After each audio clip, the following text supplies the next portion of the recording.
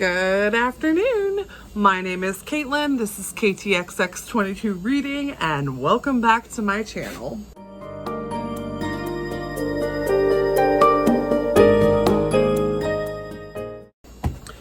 Today, I'm coming at you with a book review for a book that I thought was going to be a 5-star read, and it wasn't. So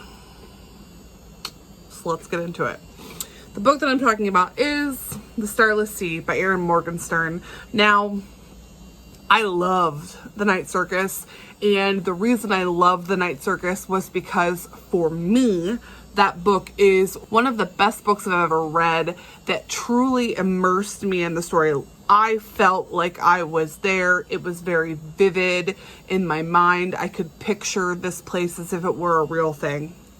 So I love that aspect of it, but I also thought that the relationships and the characters were just really well done in The Night Circus.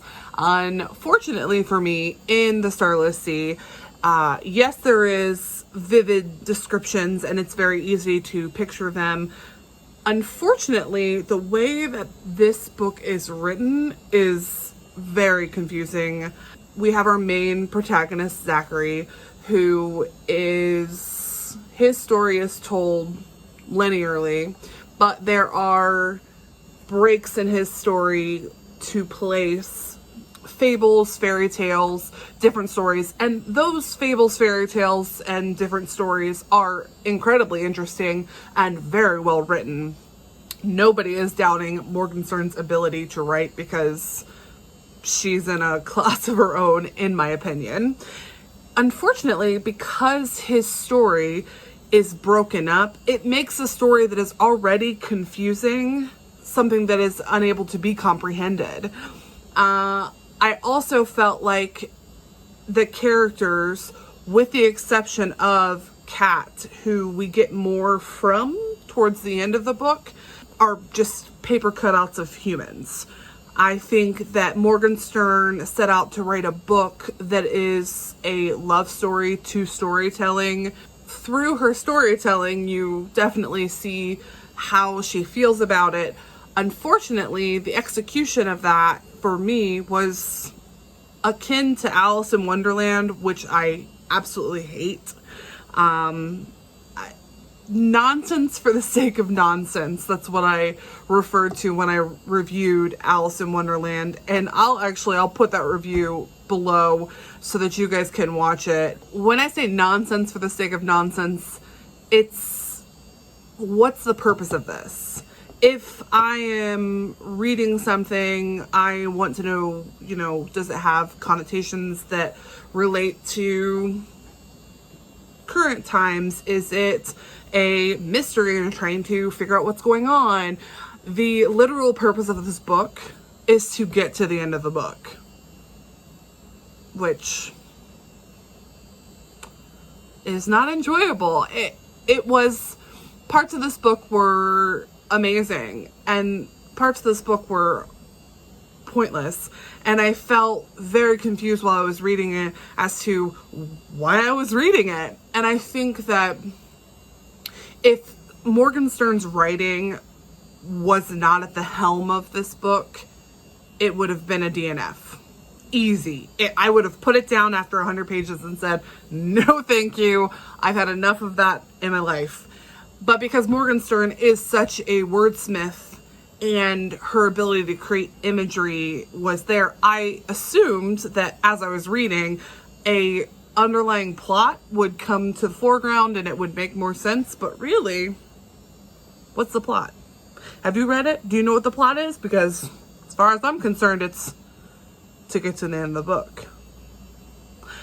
Anyway, back to the characters. Kat is my favorite character. I think she's got depth. I like her journal entries towards the end, and I really felt like if I had had more of her, it would have been a higher rated book, because our main protagonist is such a paper cutout of a human being. And the love interest, bonus points for representation in this book. I am always here for representation. Thank you, Erin Morgenstern.